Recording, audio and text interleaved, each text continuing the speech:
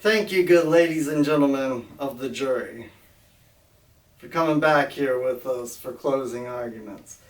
Once this is done, once this presentation is done, I hope that I've earned your respect to come back here for the next video, because this has been focused on the state's case against Alex Murdaugh. But there was a lot of things that came out about this case. There were a lot of people who were like, this isn't a financial crimes case, it's a murder case, let's get back to it.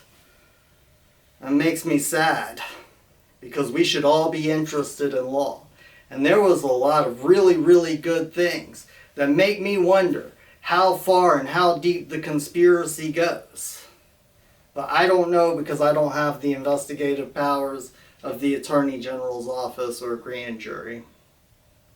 But I hope you come back for the case where I make my indictment against the system. The video will be called The 13th Juror. And with that out of the way, let's go ahead and get into closing arguments. And just so that everybody knows what time it is, it's March 1st. And Cretan Waters is making his closing argument on YouTube. His closing argument on YouTube. Let me go back to where murder. He's telling him what murder is. Hasn't put up. He hasn't had that put up anytime during the trial. Thank you for joining us back here. I must apologize. You first saw Mr. Waters, Mr. Holy Waters, doing his part of the closing argument. Once again, I'm grateful. Here is Jim Griffin doing his part of the closing argument right now. So I had a video put together. You saw a little clip of it just a second ago. After I saw what Waters did, how much he absolutely destroyed the defense, I felt like everything I was going to say would be very, very redundant. So I didn't say it. I live in Greenville, South Carolina. This case means a lot to me. The reason this case means a lot to me, and you're going to hear something else, because I'm going to play the video that I had made except for the end. But I was thinking about it last night, and one of the reasons this case means so much to me is that I had a son, and when I had a son, I dropped my entire world and tried to change specifically the courts for him. Specifically, because I remember growing up with rights. I remember what that feels like. I would be a completely different person if I never had rights in my life. And I wish to preserve those for my son. And that's basically the only thing my life's about. So the fact that Murdaugh did what he did, and I personally believe he's guilty. And I'm going to say it's an opinion right here, because I'm not going to correct myself every single time. But he killed his wife and son. That's my opinion. But I believe it to be a fact. And I believe anybody can see that fact unless they're refusing to allow our Creator, our Heavenly Creator, to open their eyes. I believe Waters has done an amazing job on this case, and breaking it down step by step and proving every single facet. And a lot of people have been upset he's taken too much time. We get the point. Well, I'm glad you get the point. Sometimes on a jury, somebody might not get it. That one fact could change their mind. And with that in mind, I was going to prove beyond a shadow of a doubt. I feel like Waters has done that very effectively. So I'm going to switch it. But the only thing in my mind that it took to prove it beyond any shadow of a doubt is the cell phone video that they got from Paul. The cell phone video. And cell phone data has been incredibly important in this case. And think about that. Think about that word. Cell. Everybody's in a cell in their phone. Think about that. It's really, really interesting. And when Murdaugh goes to prison, which I believe he will, they are going to give him a tablet like an iPad. It's not Apple.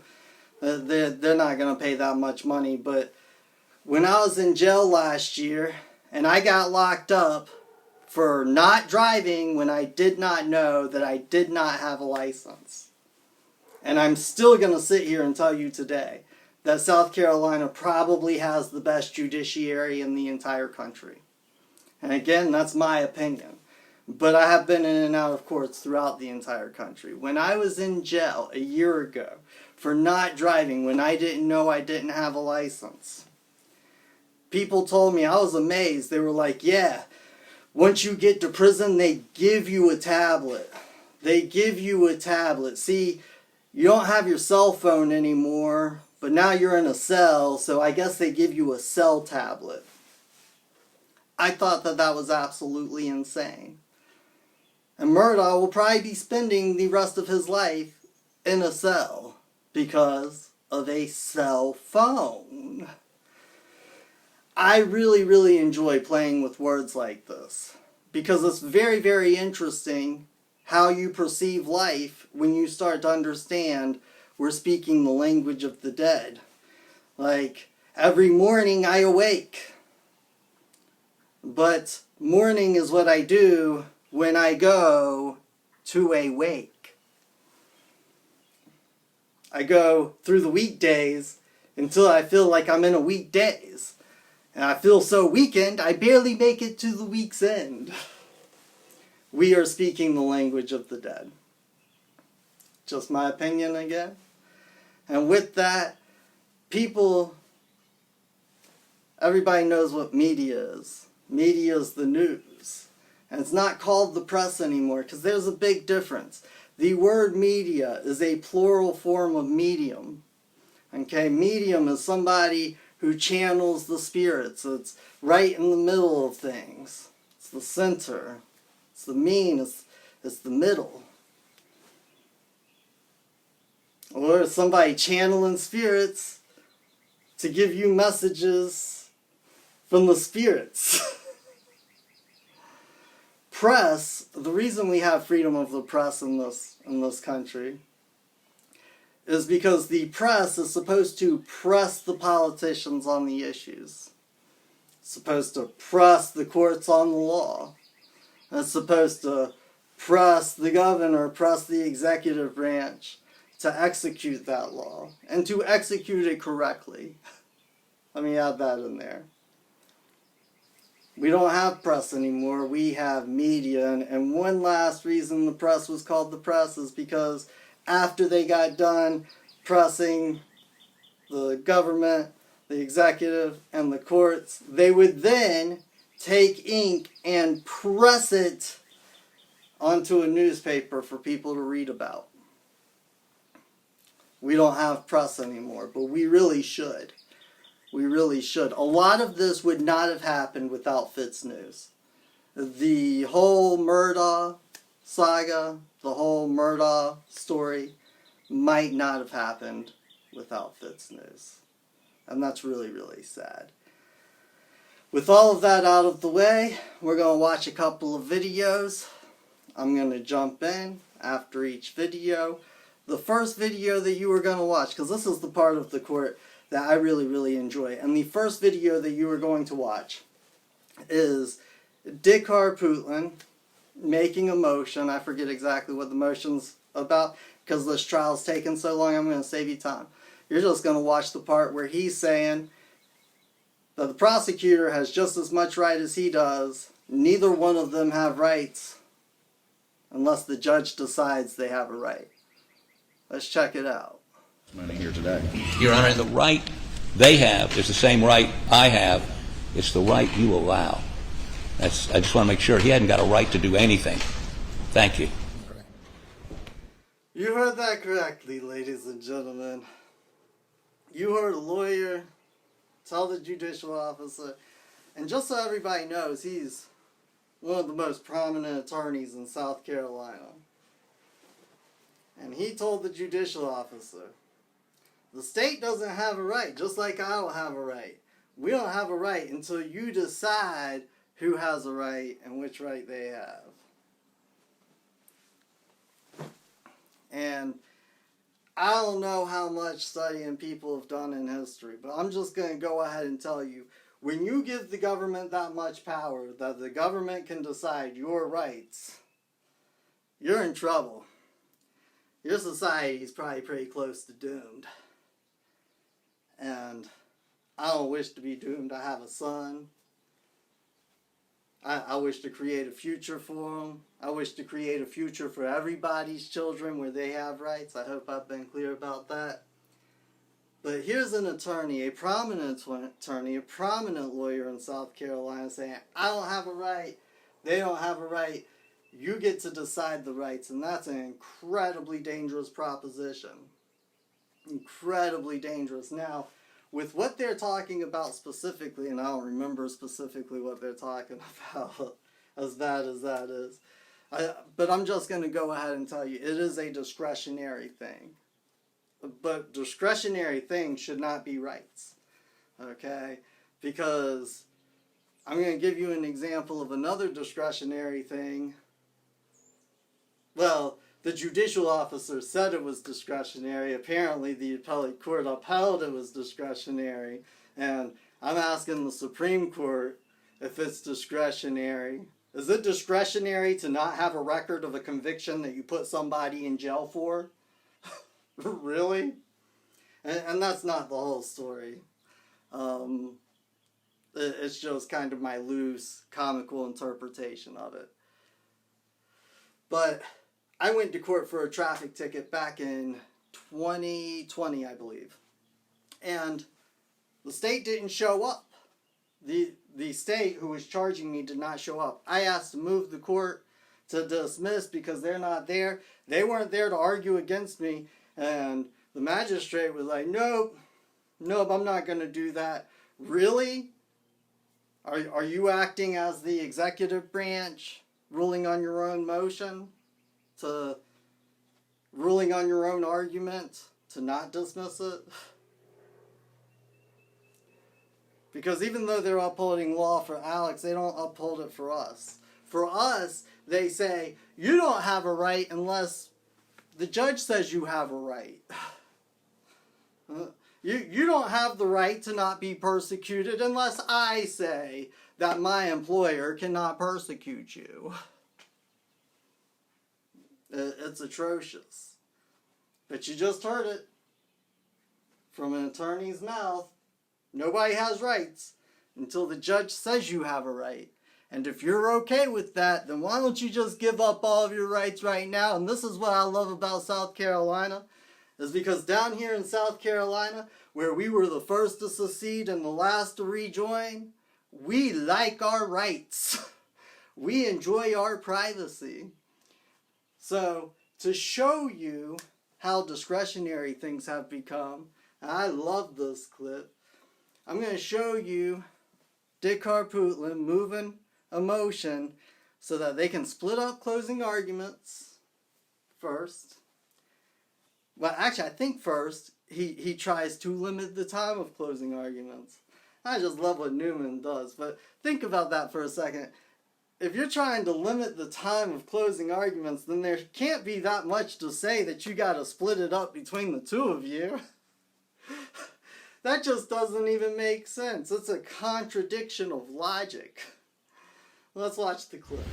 Your Honor, I've seen it done both ways, and 4 weeks of testimony, I think it's very difficult for one person, and we only get one argument. I've never done it, and I'm not inclined to do it. I'll look it over and consider it, but I'm not inclined to allow the defense to split closing arguments. We would agree to a 2-hour limit. Does that maybe incentivize to look at this?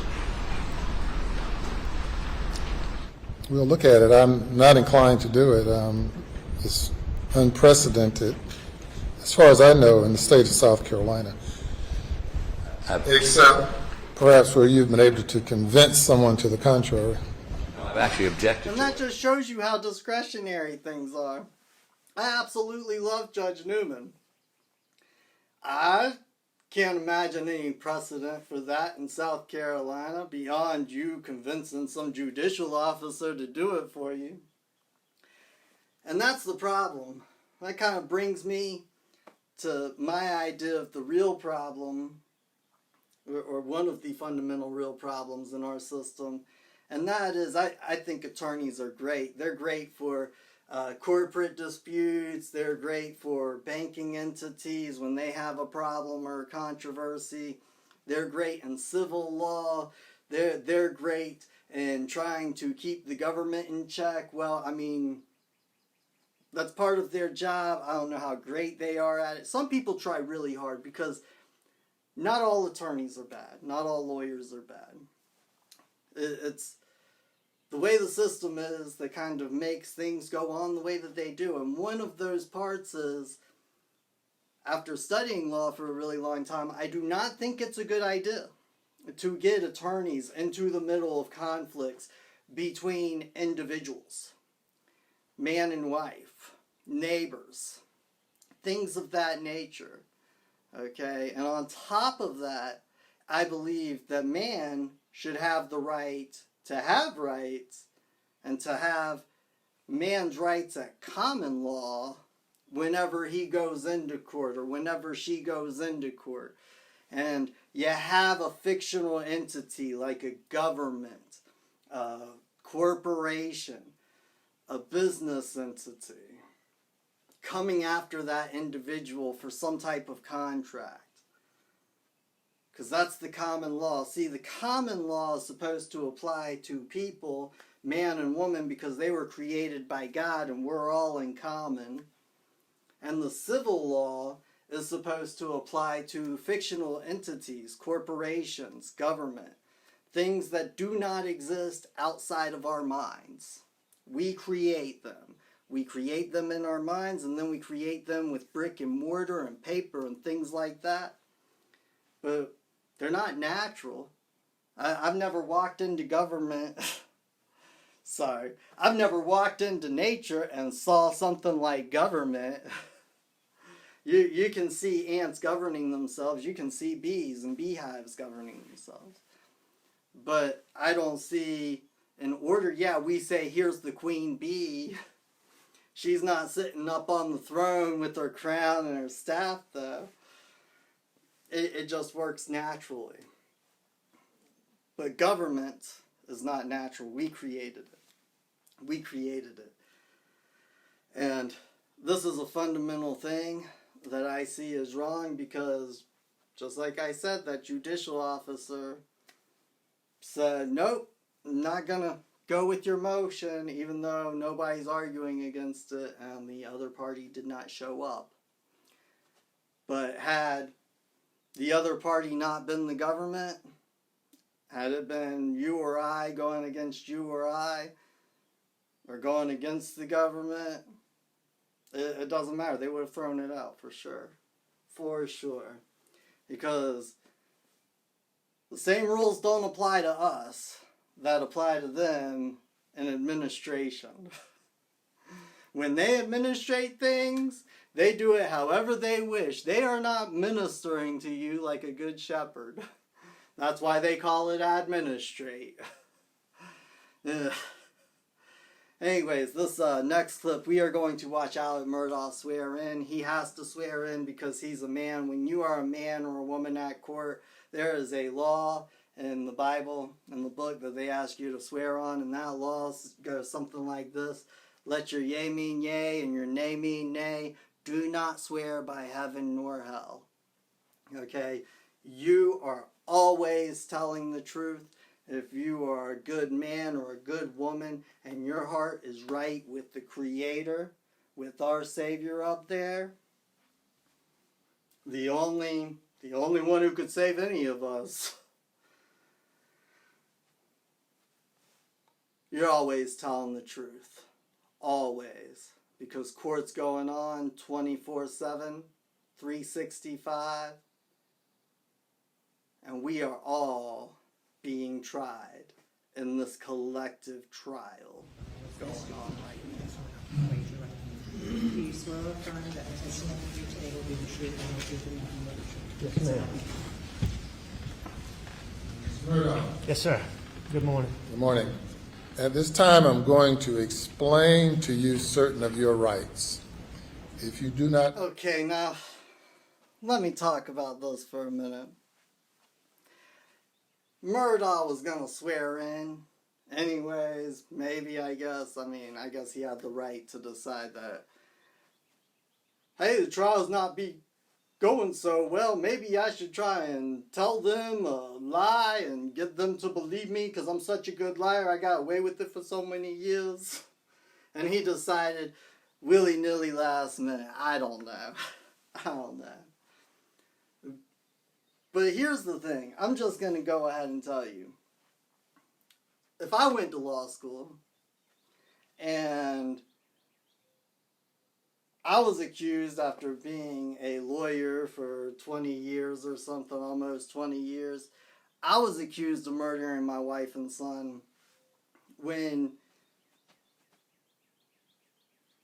I had not, when I was innocent. And I had prosecuted criminal trials. There is nothing you could do or say to stop me from presenting my case to the court. And that's how it's supposed to work, right? And I would have done it because, from what I understand watching his case, part of his defense is that I thought SLED was setting me up. I thought I was being set up by SLED, by the state. They're all coming after their brother. I can't believe they charged Paul in the boat crash. I wouldn't have trusted an attorney to handle that case. If I thought that they were coming after me, I would not have trusted somebody who's still in the circles that I used to be a part of.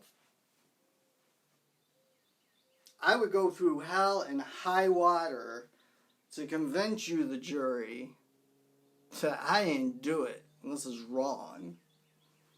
But that's not what Murdaugh did. And people are like, you gotta get an attorney, you'll be too emotional about your case. The Constitution, I have not read a Constitution that guarantees or secures your right to an attorney. They all guarantee and secure your right to counsel, which, unless you choose counsel from the church they call the Bar Association, they won't let you have counsel. They won't let you have religious counsel sitting next to you in court. It's the wrong church. They won't have your spiritual leader, guiders, sitting next to you saying, hey man, you might want to calm down. Breathe, brother. Breathe for a second. They don't allow that. What they say is that you can have a bar-certified attorney who knows how to solve disputes between dead fictional entities and dead fictional entities. And I'm just teasing. This is a characterization. But if we're honest, then we should respect people who are honest. And that means if we act as a jury, because in my mind, the only solution is for us, the public, to become more informed. For us, the public, to be the judges, just like in this trial where they get a jury. For us to demand from the government to bring trial by jury back in causes. To bring common law back at all. And if we don't have this education, my son, your children might not have freedoms when we grow up. But when we get in on a jury, we have to believe the individual who's speaking for themselves. We cannot judge them and criticize them. I literally got done working on a case last month where the state officers, the officers who secured a warrant that was not on the record of the court when they were going to trial with the jury, they did not have the warrants that allowed them to introduce the evidence on the record of the court, and the court didn't care. The jury knew that, and the officers who secured those warrants, their positions, they got up on the stand and admitted to trespassing to get the evidence to secure those warrants. And I still don't think that they really had probable cause, but that's my opinion. That's my opinion. And the jury convicted. Now, not of everything. I do think that they took some of those things into consideration. But the jury, hearing that the government had trespassed to secure the warrants, hearing that the warrants were not on the record when they were summoned by the government to show up the morning of trial, they still said, yeah, the government didn't do anything wrong, and I don't know what happened in the jury room. But I'll tell you this much, it kind of made me lose a little bit of faith in humanity in our society. Wow. Just like, if the jury doesn't come back on this one pretty quick, if they take all day, I might be like, oh, we're in real trouble. Because people really aren't seeing it. They're not getting it. And we all got to get this together. We got to get through this together. We got to get through this together.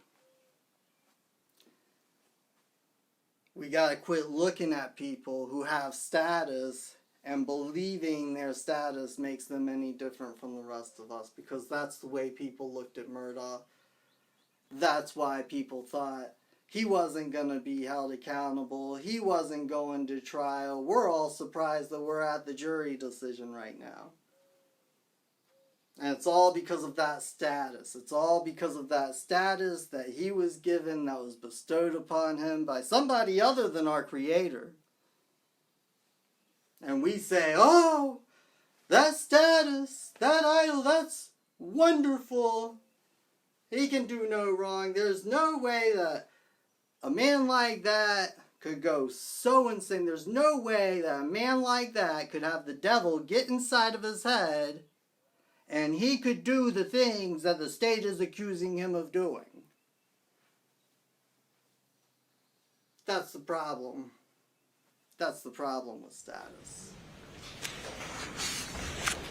Excluding not allowing the roadside shooting incident, during cross-examination, I find that the defense opened the door to all of that testimony by questioning the witness as to the relationship between Mr. Murdaugh and Eddie Smith, payment of. Then the opioid stuff, Your Honor, is, I'm not sure what information she's going to share about that, frankly. Well, you had one earlier witness read a letter about him being in rehab. That they introduced, yes, sir. That you published. Well, it's already in evidence, Your Honor. All right. Over objection. So. Go ahead, Mr. Waters. As you just saw, had Murdaugh handled his own case, he could have stopped those things where his attorneys allowed evidence, allowed things to come in because of the things that they said, the questions that they asked the witnesses. That seems kind of like a mess up, especially with Cousin Eddie, which I'm really disappointed that he didn't get to testify. I was just counting on him being the second individual. I was so disappointed when I heard that officer say that Cousin Eddie, there was no evidence that he was even there. I was like, man, I was thinking that they were going to bring him in as the last witness, and he was going to say, yeah, I helped him do it. This is how it happened. That didn't happen. And I hope we still hear from Cousin Eddie. I'm just saying, we have to watch the courts. Because if we don't, who will? Who will? It's going to be up to us, the people. We have to be our brother's keepers. We have to watch out for one another. We have to watch the courts and make sure that they're doing law and that they got law down there, because that's the only way that you can rest assured you will have law when you get dragged in there. And it will happen at some point in time, one way or another. Believe me, back when Christianity first started and it was illegal to be a Christian, Christians were so dedicated and devout to their beliefs and religion that they would get thrown in the lion's den. They would get put to death before denouncing their one true creator and his one true law.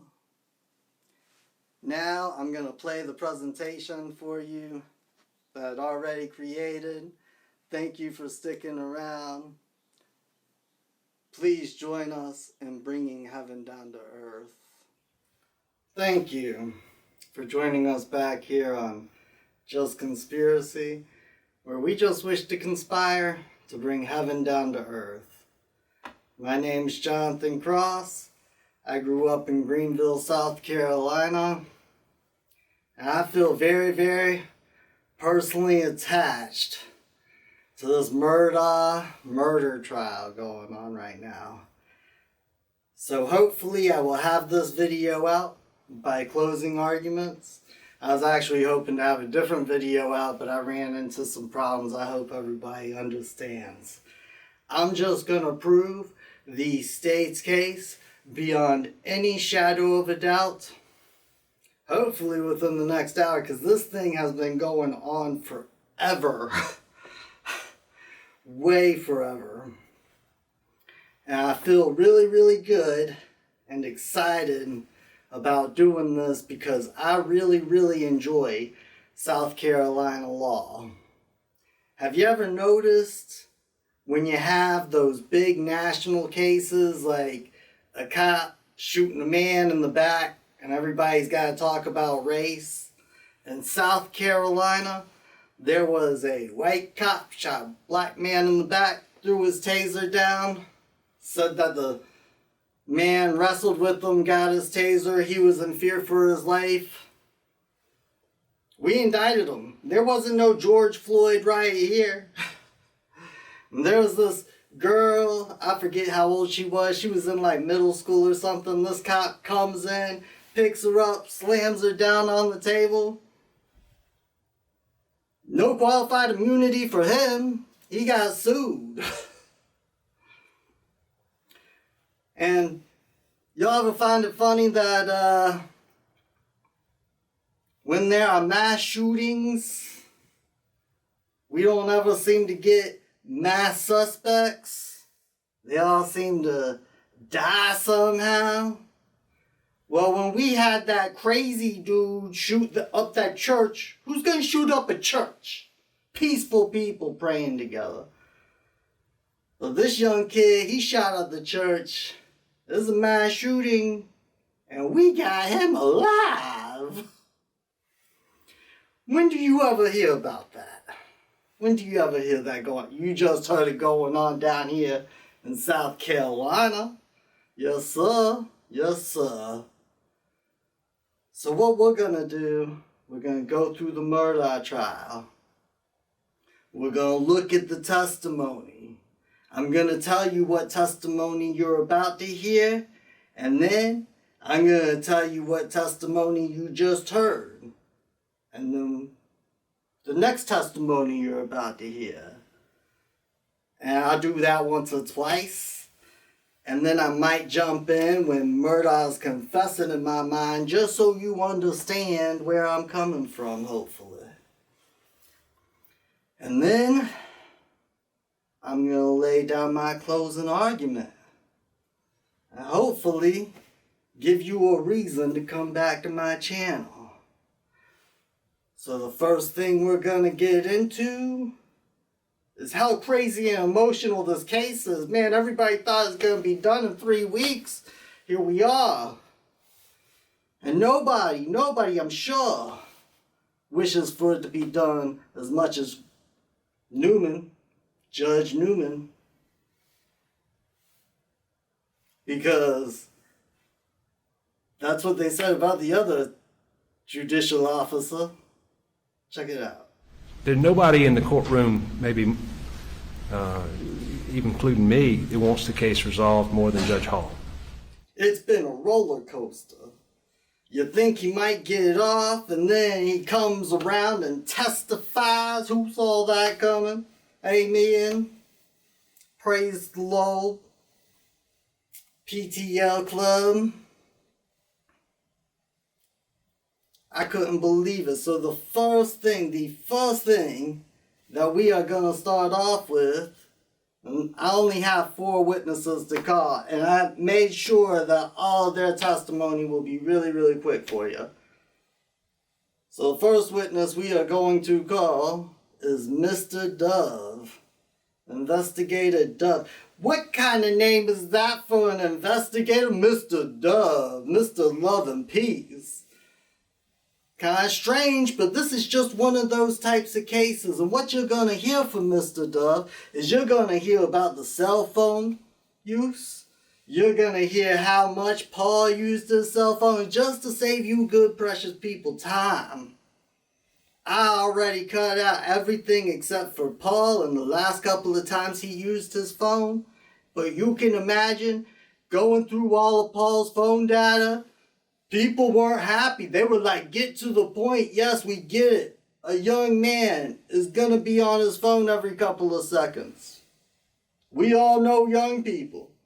Most of us older gentlemen, we're on our phones pretty often too.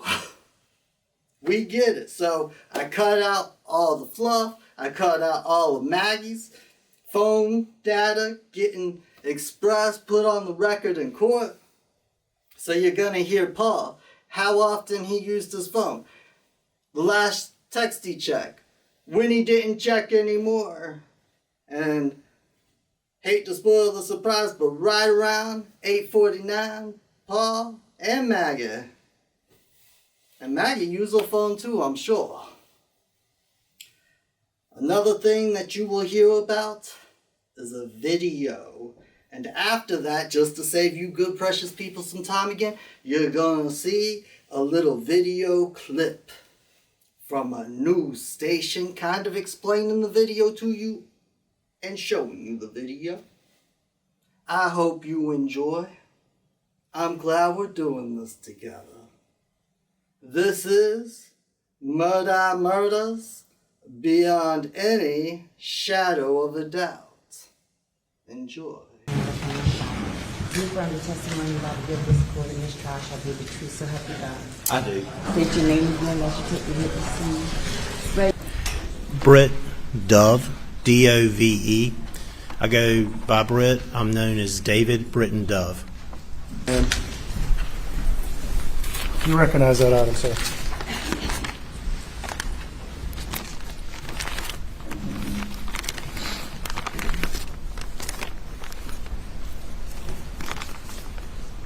Yes, sir, I do.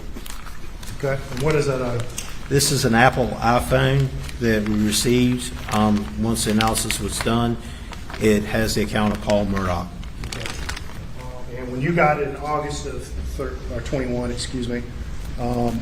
was the phone still locked?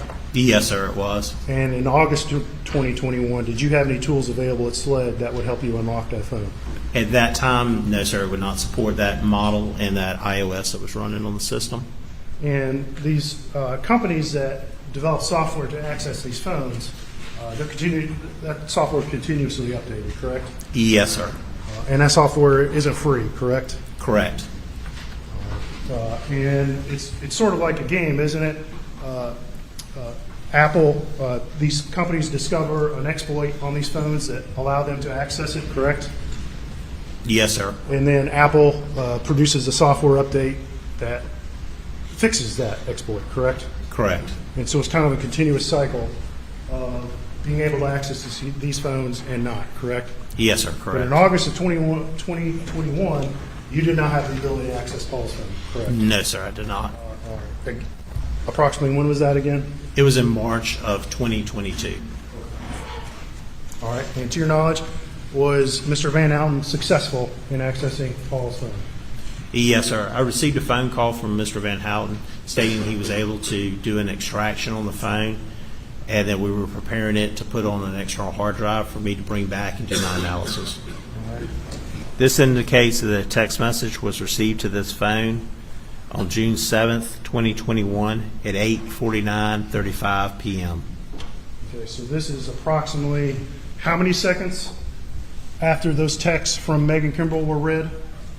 What time were the texts from Megan Kimbrell read? At 8:48:59 p.m. And that text from Rogan arrived at what time?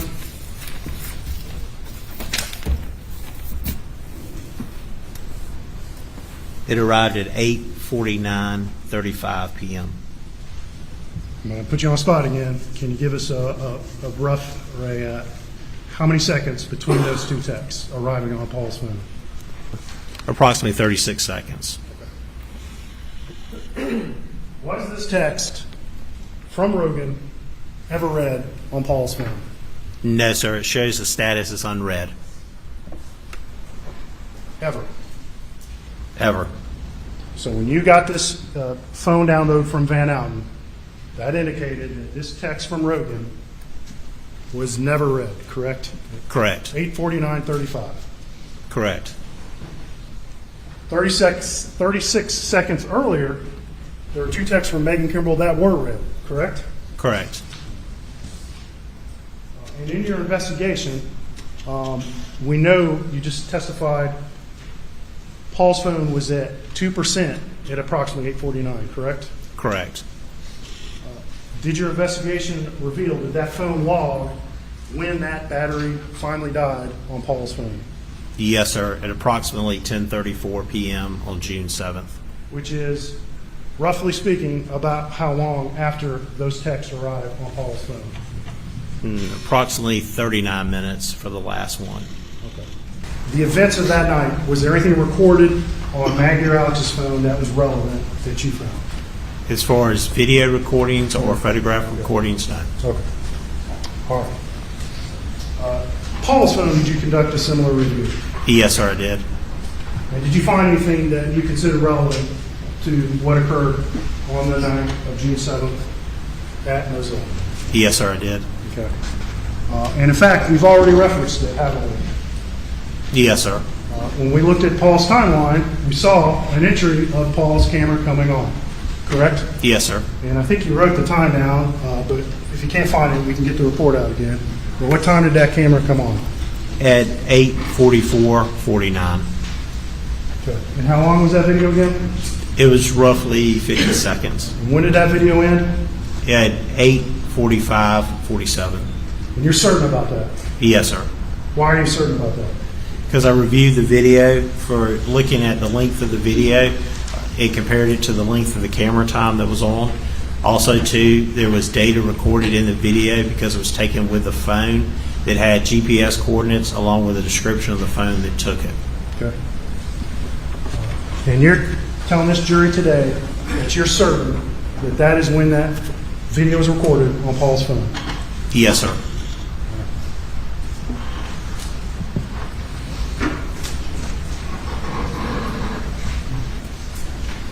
And as we referenced, when we were looking at that timeline, there's location data associated with that video as well, correct? Yes, sir, correct. All right. And where did you plot that location data?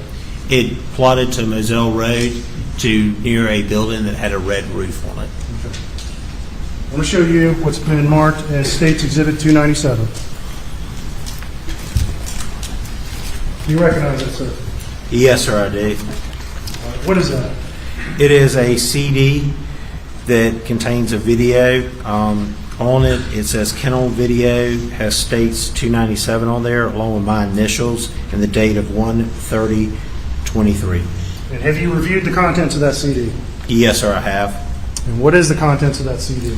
It is a video I found on Paul Murdaugh's phone The video looks like inside maybe a kenneled area with a fence around it and a dog, I believe to be a lab, where he's trying to take a video of the tail of the dog.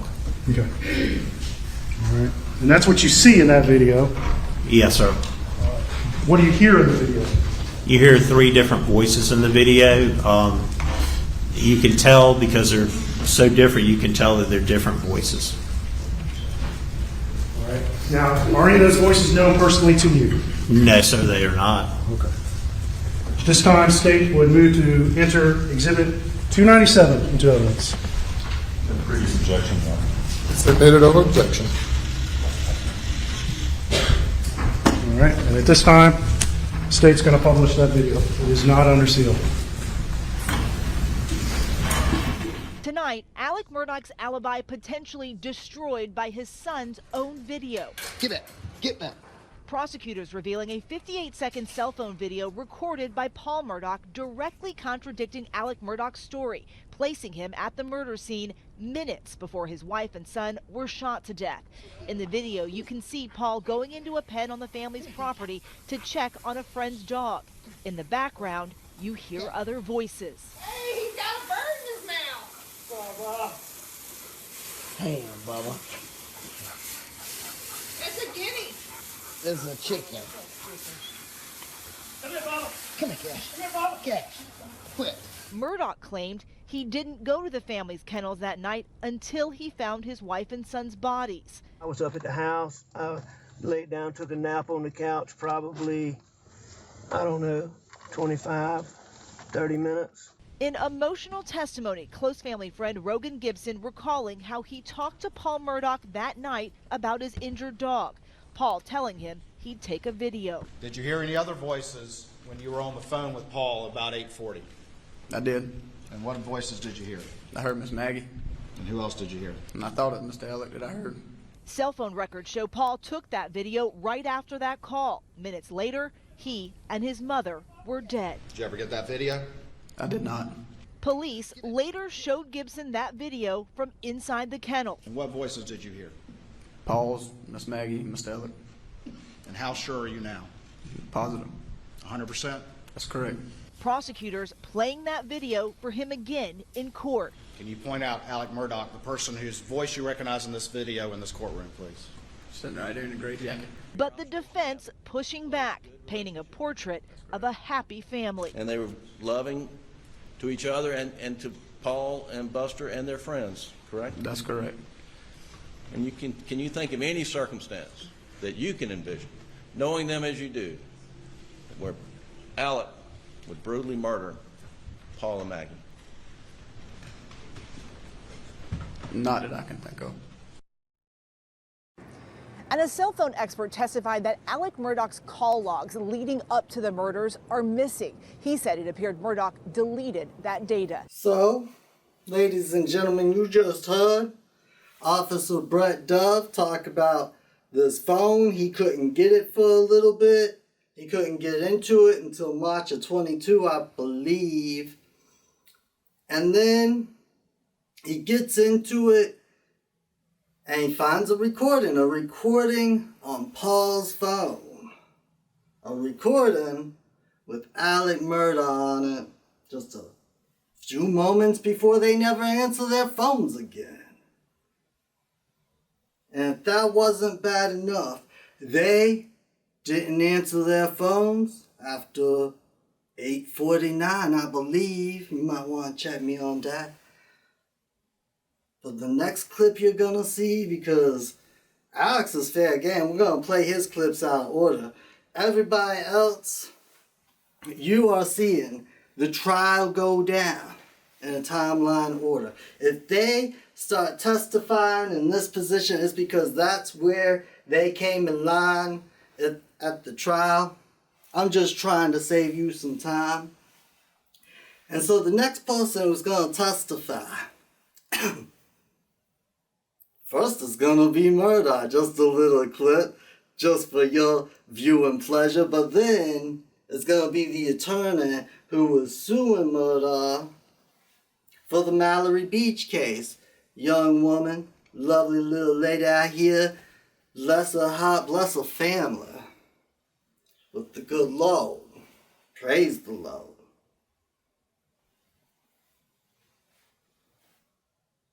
Her attorney, their attorney, is going to get up on the stand, talk about the boat case. And what you're going to hear in him getting up on the stand and talking about the boat case is that he had Alex with the motion to compel a bunch of evidence that Alex didn't want to give up. And he was ready to go to trial, even if he didn't have that information. He's also manipulative, Alex is, and Alex knows how to play things emotionally to his own benefit. Because the state's been saying the whole motive, and from what I hear on the national news media, everybody's like, why are you even going to go that route? It's not even an element. It's not even an element for this. That's just how we do in South Carolina. We go that extra mile. And my man Waters, some people call him Holy Waters, he is driving and using these reins to wash the evil out again. It's really enjoyable. But I agree with him. Let's check this out. The kennel video ended at 8:45? In 45 seconds. 8:46. It certainly could have been 8:47 before I left out of there. Okay. I think it was sooner than that, but it could have been. All right, that's 60 seconds and 75 seconds, correct? After it ends. If it ends at 8:45 and 45 seconds, it's a minute and 15 seconds. You characterized it yesterday as I got out of there, right? That is exactly what I did. All right. So if we're at 8:47, I think you said, giving you the benefit of the doubt, it's 2 minutes to get up back to the house, correct? Approximately. All right. And when you got back to the house, where'd you park the golf cart? Same place I'd gotten it from, right where Mark Ball testified that it was. All right. And what door did you go in? I would have gone in the front door. And if you left around 8:47, and it took about 2 minutes to get up to the house, what time would that make it, Mr. Murdaugh? If I left at 8:47, and if it took me 2 minutes, that would make it 8:49. 8:49.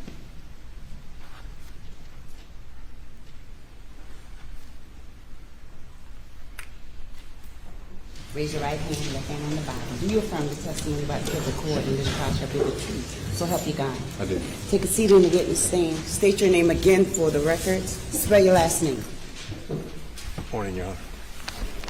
My name is Mark Tinsley. I want to take you to February 19, and are you familiar with the boat case? Unfortunately. Okay. And do you represent the Beach family in the lawsuit related to the death of Miss Mallory Beach? I do. And ultimately, you ended up accepting that representation and filing suit against a number of defendants, including the criminal defendant here, Alec Murdaugh. Is that I did. correct? Okay. Tell the court just very quickly who the defendants that you sued, at least initially, when this case started. Mr. Waters, my recollection is that I sued Alec Murdaugh. I know I sued Luther's, which is a bar downtown in Beaufort. I sued the Woods, which was where the kids had gone for an oyster roast. I sued the Murdaugh Family Trust, which owned the property where the boat was launched from, and we believe that there could have been some drinking that went on there. I'm not 100% certain in the first lawsuit if I sued Buster Murdaugh, which is Alec's son, but I think those were the defendants initially. Okay. And maybe Randolph Murdaugh personally as well. All right. Was he good at understanding the emotional and sympathetic aspects of plaintiff's work and tort work that can be so crucial in defining what recoveries can be in these types of cases? Yeah, I think he was particularly good at reading people and knowing what made people tick. You've testified that you had made it very clear to the defense throughout this time period that you were seeking a substantial personal recovery from Alec and had been told, well, he's broke, which you then responded, I don't believe that. Show me the books, correct? Correct. And that was what was on the table for June 10th, 2021, correct? Among other things, but Among yes. other things. But that's on the table, correct? Correct. After the murders happened, did that have any effect on your assessment of the case against Alec, and particularly as it relates to the sympathies and the emotion of the case, which can be so important to recovery? Yes. It did. Explain that to the court then. Well, initially, probably say the first week, there was the shock and horror of what had happened, and nobody really thought about anything other than that. But pretty quickly, I recognized that the case against Alec, if he were a victim of some vigilante, would in fact be over. Would be over. It would be over. And explain just quickly to the court why that's the case. Well, if Alec had been victimized by a vigilante, nobody would have brought a verdict back against Alec. And I had other defendants in the case, so I would have ended the case against Alec. So now, ladies and gentlemen, not only have you heard the officer talking about the cell phone video and that video that they got Alec Murdaugh on at 8:45, almost 8:46, not only have you heard Mark Kinsley talk about the boat case and how Alec could play people's emotions when he was litigating cases, maybe even his own, right? But he was going to let him go. He's going to let him walk. If that stuff turned out to be true with the family, he's going to let him go from the case. He's got other defendants to think about. He's got other plaintiffs and clients to think about. So what's going to happen? What's next? The next thing we're going to listen to is we are going to listen to Maggie's sister. Maggie's sister, her good name is Marion. Good southern name right there, Marion, just like Maggie. And what Marion's going to tell us is she's going to tell us, I think I cut out that it was normal for Murdaugh to take naps. She's going to tell us about something she found out in 2021, September.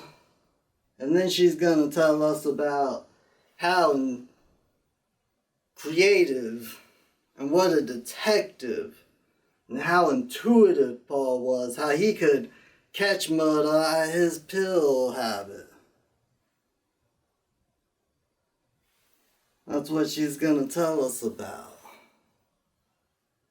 I hope you enjoy, because Murdaugh will be testifying after our good Marion. Do you swear or affirm that any testimony you give today will be the truth, the whole truth, and nothing but the truth to help you God? All right, you go please, ma'am. Sit right up here. State your full name for the record, spell your last name, and then move the microphone where they can hear you. Okay?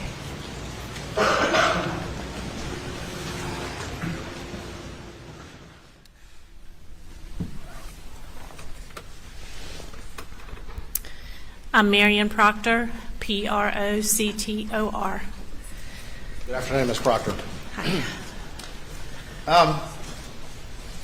Go ahead and tell the jury, do you have any relationship to Maggie and Paul?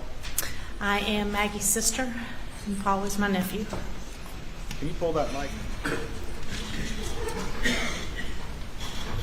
You testified about Alec not being focused on trying to figure out who killed Maggie and Paul, and then something happened in September, is that right? Correct. And that changed for you as you started to look at the motive, is that correct? That's what you just testified, correct?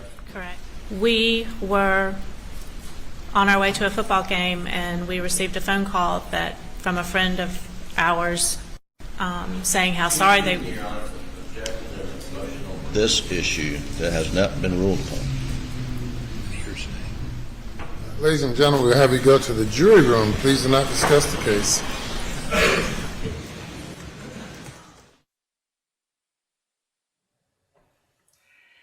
Okay, you were probably starting to wonder why I wasn't going according to schedule. Right here, I just felt like this would be a good place to kind of show you, the new audience, what I like to do, what I like to look at. Because we have a situation here, and it somewhat disturbs me. If you looked at Marion's face as the jury is walking out, she seems kind of worried. She seems kind of nervous. She seems kind of like she doesn't want to get caught doing something wrong. So there's a motion. The jury can't hear the motion because it would prejudice them. And we're going to see what that is about. And for this part of the video, I'm not going to be in my suit. We're just going to go through it together. Although, I might disappear again. All right, Mr. Waters. Your Honor, again, these were in direct responses to his question as he was exploring her statement about his concern on the boat case. And in fact, the reference to September was actually in response to a follow-up question that the defense continued down that line of questioning. That answer has now come out, and I think that the witness, again, is entitled and is fair game at this point before. So what changed in September? What she meant by that. Yes, sir, what she meant by that. And what changed in September?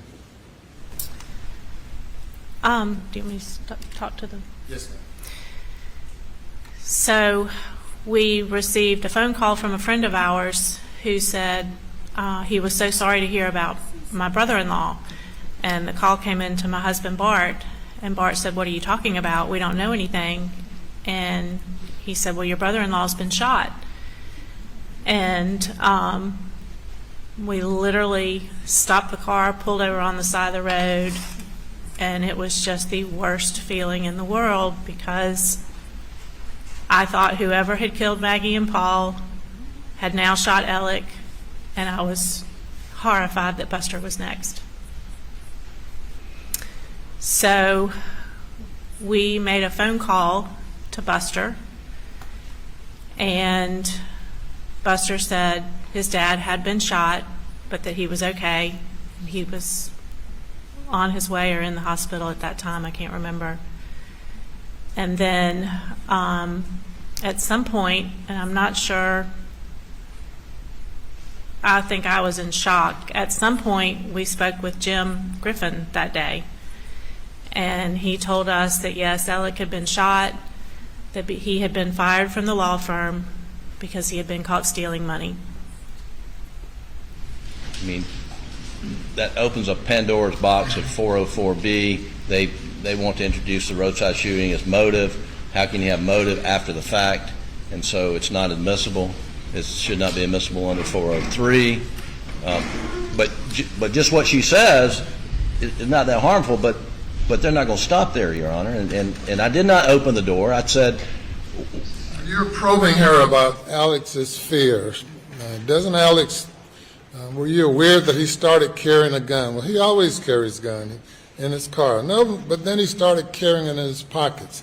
So you're having her, cross-examining her to suggest that Alex was living in fear, as evidenced by the fact that he continued or started carrying a gun, not in his vehicle, but on his person. And she, in her response, says, well, I never, didn't appear to me that he was living in fear. I didn't know anything about that and responding to you until in September when this occurred for whatever reason. Now, with the truth of what occurred, she's not testifying as an investigator. She said she heard he'd been shot. and that gave her, changed her reason for concern in some way, whatever that might be, I don't know. Did you still have a reason for concern? Are you about Alex's safety, or was it changed? Was it altered? That day, and for some time after that, we were very concerned for the family. We felt like someone was after them, but then we started finding out about other things that had been going on in Alex's life. And this is in part based on your conversation with Mr. Griffin?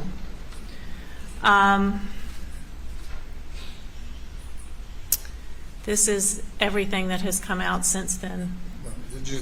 Did you say that you had a conversation with Mr. Griffin? That day that we found out that Alec had been shot, we did have a conversation with Mr. Griffin, and he's Mr. the Griffin one. told you that he'd been fired and that he'd been caught stealing money. Correct. That's just hearsay. Well, Absolutely hearsay. what kind of quandary does that put you in? Are you going to be a witness as well? Well, that's a hearsay statement, Your Honor. Without a doubt, it's classic hearsay. Well, it's the basis for her fear or not having fear, which is something you, or fear or believing that Alex was in fear, that's something that you were probing. Aside. And then the opioid stuff, Your Honor, is, I'm not sure what information she's going to share about that, frankly. Well, you had one earlier witness read a letter about him being in rehab. That they introduced, yes, sir. That you published. Well, it's already in evidence, Your Honor. All right. Over objection. So. Go ahead, Mr. Waters. So on both of those issues, first of all, with the first... By the way, you can step down for a break. Don't discuss your case. You're fine? Okay, good. All right. With the issue of the first matter, I think it's certainly a fair question to say, did Maggie ever express to you any concerns? Were there ever any concerns and issues with the defendant's fidelity? I think. Hearsay. What happened? I had a conversation with that attorney over there. Your Honor, that's just hearsay. Well, that puts us in quite a predicament. Because if you go and take that stand over there, if you get up on the stand, well, guess what? No longer hearsay. But he cannot take the stand. Mr. Griffin, the man who had the conversation with Marion, cannot take the stand. He is representing Alex's case. He can't take the stand. By law, he can't take the stand. And this is why people should present themselves.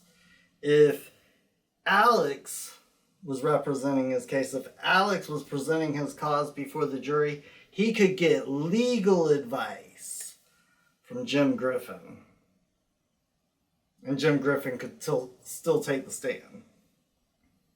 We could even uphold attorney-client privilege, no problem. When you saw Johnny Depp and Amber Heard, Johnny Depp, his attorney that made the comment that Amber Heard countersued him over, was his active attorney, was presenting him in that case, and had to step out because he'd be called as a witness. Because he's a party to what actually happened. He has first-hand knowledge of what he actually told reporters. Amber's team had the right to get him up on the stand, examine him, cross-examine him. But he wasn't representing Johnny. He had to leave the case. Clear as day. And the reason why I personally think that this is a real problem is because here it works out okay. You get to hear Marion tell the jury what we heard her tell Newman. It could have worked out way worse. It could have been way bad.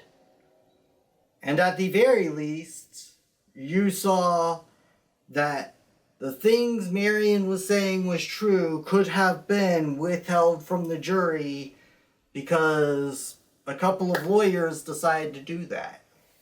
Do you think it would have worked out in a case that Alex Murdaugh wasn't in the middle of? It wasn't about him. Because if it were me and you, I bet it wouldn't have worked out that way. And what I find really, really interesting is how worried Marion kind of looks, how cautious she is on what she's saying, how she's expressing herself. I would imagine if somebody killed my sister and I had information about it, I would be real eager, like, yeah, let's go get some justice done. But we all know that we don't know if justice is going to be done in this case. Well, at least we didn't know until Murdaugh took the stand. And when he comes up next, because I'm not going to interrupt again, she's going to go on and talk about Paul being the little detective and what happened in 2021, some of it. She also got a little worried about what she saw in the news media when it came out that Alec had lied about the story for getting shot in the head. Go figure. And then it's going to go into Alex's testimony. I got maybe 10 minutes, but it's golden, and it's mainly my man's waters flowing some holy water relief and forgiveness over Alex. God bless him.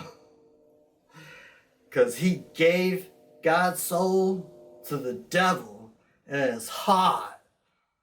He's not right in the mind anymore. He has delusions like, maybe I'll be able to get out of this.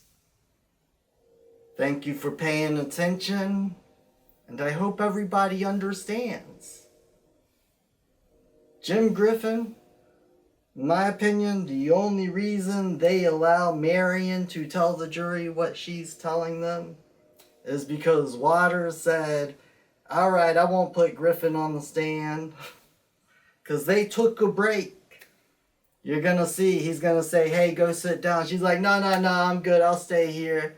They call a break 15 minutes so that Newman and Jim Griffin and Holy Waters over there could go have a conversation about how to deal with this predicament. And thankfully, we're in South Carolina, and everybody's watching this. We still have law. That's a good sign, because it might not be here tomorrow. Back to our regularly scheduled program. So we pulled over on the side of the road. We were all in hysterics. We called Buster, and Buster said yes, that his dad had been shot, that he was being airlifted to the hospital, that they thought hoped he was going to be okay. So we wanted more information, so we called Jim Griffin, and he told us that Alec had been shot in the head and that he had been fired from his law firm for stealing. What was your concern when you heard that he had been shot? Initially, I thought he might be dead. I had just lost 2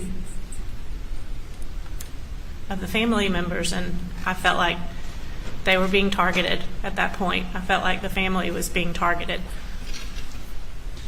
Did Maggie have a nickname for Paul? His little, what is detective? Little detective? Mm-hmm. And what did that mean? She felt like that he was always looking to make sure his dad was behaving. And what specifically was the concern? Pills, prescription pain pills. And what did specifically Little Detective mean as it related to the pills? If there were pills in the house that his dad was taking that he wasn't supposed to, Paul was determined that he would find them. And did that happen on occasions? I think so, yes. Hold on for me 1 second. That the wrong person saw and read that. Okay. Because I can tell you for a fact that the person or people who did what I saw on June the 7th, they hated Paul Murdaugh and they had anger in their heart. And that is the only reason that somebody could be mad at Paul like that and hate him like that. Gotcha. Are you for real? Alec Murdaugh? Are you seriously sitting here telling us and this good jury and Mr. Waters who gonna bring the rain of truth? Are you seriously telling us that you know for a fact, you don't allege this ain't opinion, but you know for a fact that a person or the people who did this, and see, I find that really, really strange because you know this for a fact and you don't know any of these other details that my man Mr. Waters be asking you? Is that what you're saying? You know for a fact, and how could you know firsthand for a fact that that's why Paul died?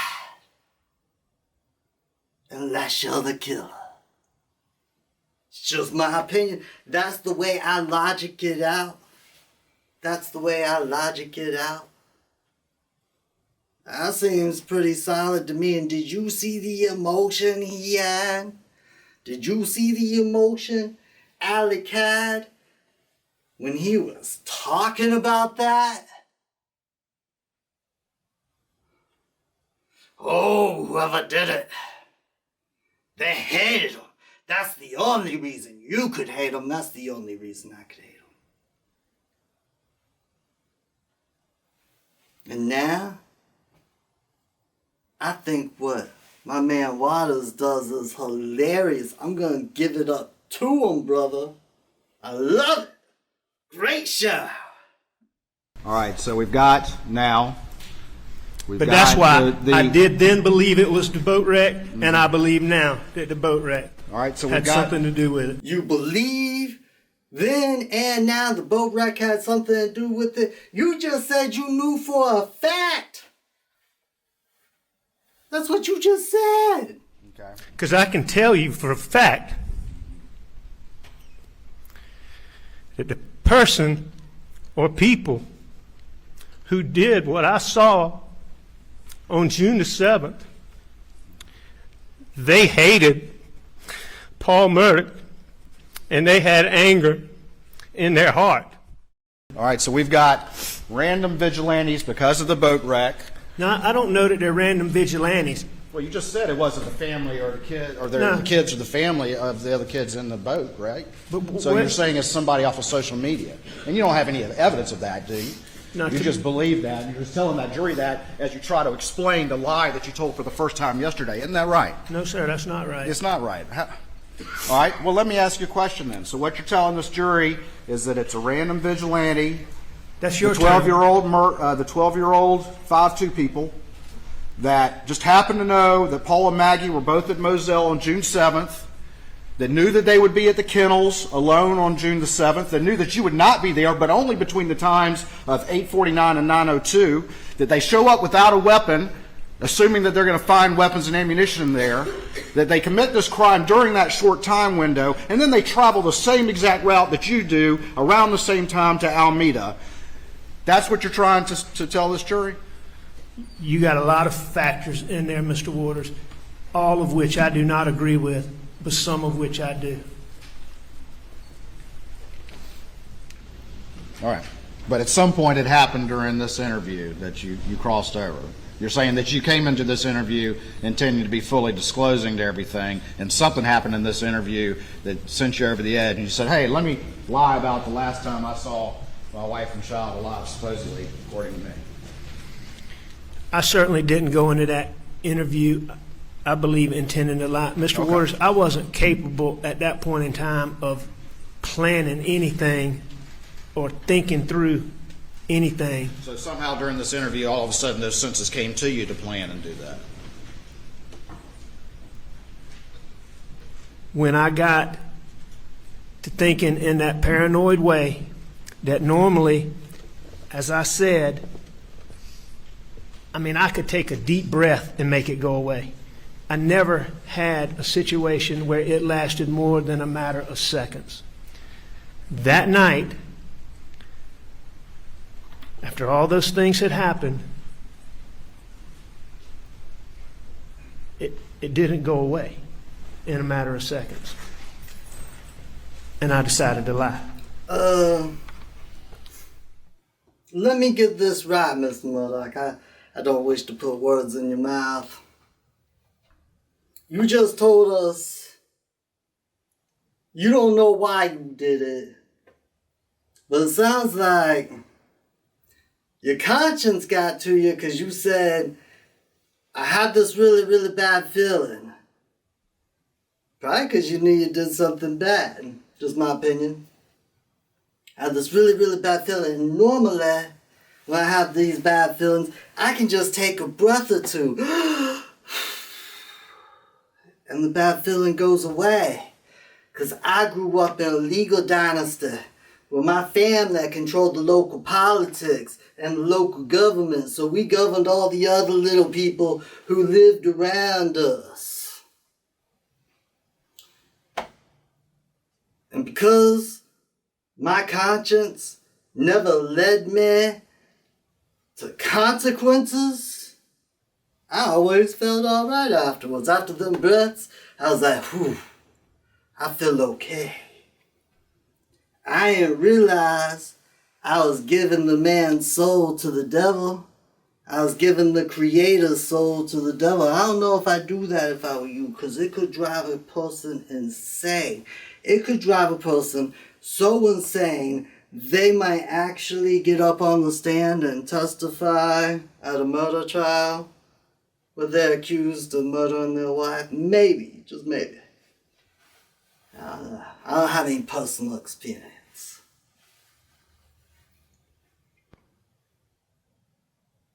And the feeling never went away, he said. Never, ever went away. I don't know if you see it. I see these things all the time. Some people have called me crazy for them. But when I saw him talk about that bad feeling, say it never went away, it was like watching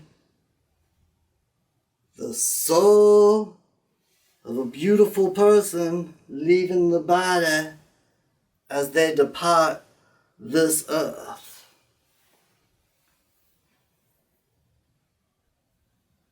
Do you know what the Bible means?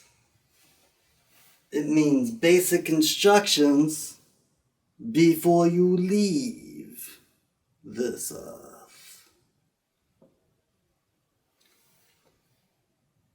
I believe that Ali Murdaugh has convicted himself, but you gotta watch my man Waters finish him off. It is beautiful.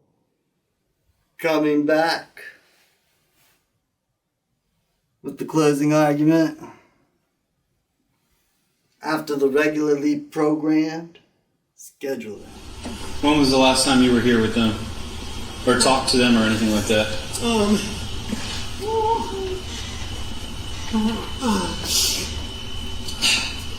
It was earlier tonight. I don't know the exact time, but Okay. I left. I was probably gone an hour and a half from my mom's, and I saw them about 45 minutes before that. That was Sergeant Green, correct? Yeah, that was Sergeant Green. And at that point in time, SLED was not there. No one had gotten GSR from you. Your law partners or Sheriff Hill were not there. That's correct. No one had asked you about your relationships. David Owen was not there. That's correct. But you still told the same lie. And all those reasons that you just gave this jury about the most important part of your testimony was a lie too. Isn't that true, Mr. Murdaugh? I disagree with that. Nothing further.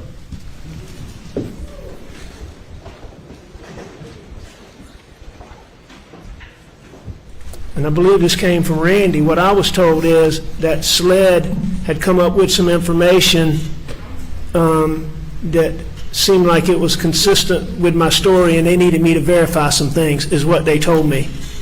And, you know, I knew that resources had already been wasted. I didn't want them wasting any more resources.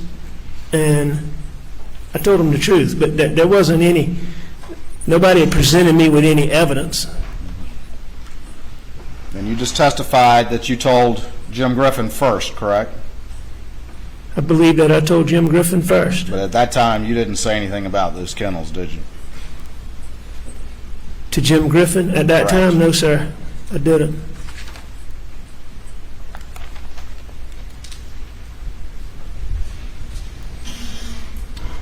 And you testified on direct yesterday, and you were asked about leaving the kennels with your new story in light of the evidence that's been presented in this trial.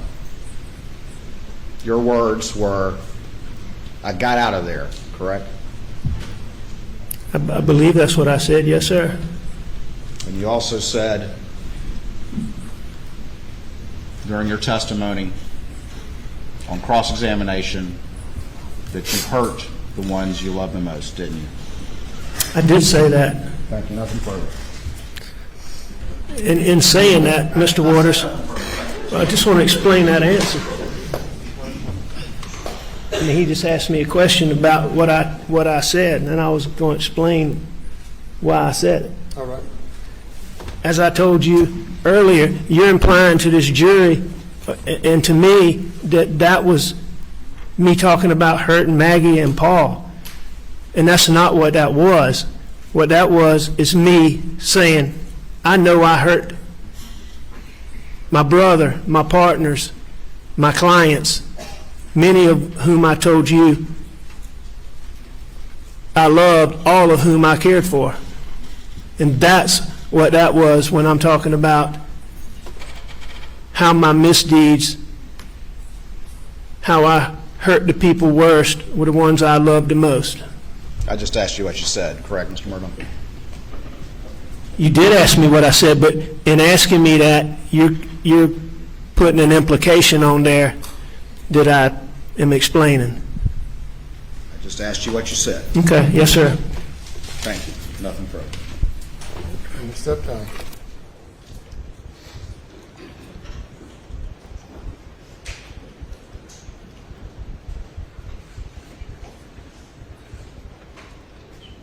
Okay. Because I can tell you for a fact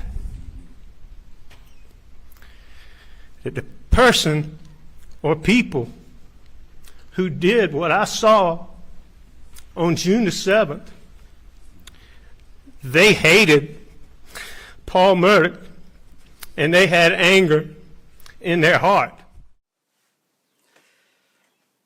I figured because this was the end of the video, I was supposed to have a closing argument at the end. If you're still watching this, I figure I owe it to you, and you deserve to hear some of my thoughts, some of my private and personal thoughts. First off, I'm just making this video because I'm really going to make a video next. I don't know when it's coming out, but it's going to be my indictment against the system, how the system works, and why we should change how it works, because just the way it works kind of causes problems every now and then. I love this case for exemplifying it. I'm sure some people are wondering, what are my thoughts on this case? Here are my thoughts after watching the entire trial. I think Murdaugh was thinking about it for a really long time, especially with what Maggie's sister, Marion, said, that he told her that he knew whoever had done it had been thinking about it for a long time. And with the fact that she talked about and testified to, it was very, very common for him to take a nap around 8 o'clock when, Maggie and Paul would be doing other things. And I believe personally that he was doing that for a while, at least a year, to create his alibi, to manufacture his alibi, because he thought about it that far in advance. And with the guns and the missing gun, I don't put it past him that he was thinking once he found a good patsy, he could have the guns mysteriously come up in their car, because he knew officers, he was friendly with law enforcement, and he was going to set somebody up. And then Cousin Eddie came around. He didn't have another patsy. Even Cousin Eddie's attorney truly believes he was going to set Cousin Eddie up, which is why I was really interested in hearing Cousin Eddie's testimony. He had it really, really well thought out. And if Paul had not taken that video, we'd be having a completely different conversation right now. Paul took a video. Detective Paul, who's so intuitive, he takes a video because, in my opinion, I would love to see his phone and how many other videos were taken where Murdaugh is approaching, where Alex is approaching and coming up. I don't know if he completely trusted him. If he had intuition, people with intuition can see that seething anger. They can see the soul. That's what gives them intuition, is their creator. Because it's not your soul. You don't own your soul. You cannot sell your soul. It is the creator's soul. He's just allowing you to have use of it for a little bit. So that he can experience life through your eyes. Until you quit listening to the creator to such an extent that you become somebody like Alec Murdaugh. And then the creator will leave you forever. That's exactly what I believe he is talking about with, I got that feeling. I got the feeling of the creator leaving me forever. And then it never went away. I actually think there are a number of things that go into that. But basically a very generalized idea. It was all a setup. It was all a setup from the beginning, and had Paul not taken that recording, he probably would have gotten away with it. There would have definitely been enough reasonable doubts to where I think he would have gotten off. And that's my take. That's my judgment on Alec Murdaugh. Let me know what you think in the comments. I would appreciate it. We are just conspiracy, and we just wish to conspire to bring heaven down to earth. Please join us. One world, love, and peace. And one was Paul. He didn't testify to you up on the stand, but he testified through Dr. Raymer, and he testified through his phone. And here's so beautiful of evidence. It's so pure. He didn't know he took that video. That's why he said he wasn't down there. And this is beyond all that. We respectfully submit. Paul knew. Dad, I got some insurance. I got some insurance. Not the kind of insurance you've made money off of, an insurance some clients you gave back and some you didn't. I've got some insurance on you. I don't know why you killed me. I've made some mistakes. You heard a lot of good things about Paul, too. I know I put your life, open your life, your fake life, with this boat case. Your finances are coming out. I know that. But if you go lie and say you weren't down here, I got you. I don't know when it'll come out. Maybe you'll go ahead and lie. But this is going to come out. Paul had that insurance on him. And maybe that's why he was worried about that phone. And you can't make that up.